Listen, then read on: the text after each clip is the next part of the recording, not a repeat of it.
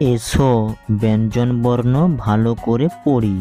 দেখো, ক, খ, গ, ঘ, উয়া, চ, ছ, বর্গীয় জ, ঝ, ইয়, ট, ঠ, ড, ঢ, মূর্ধন্য, ত, থ,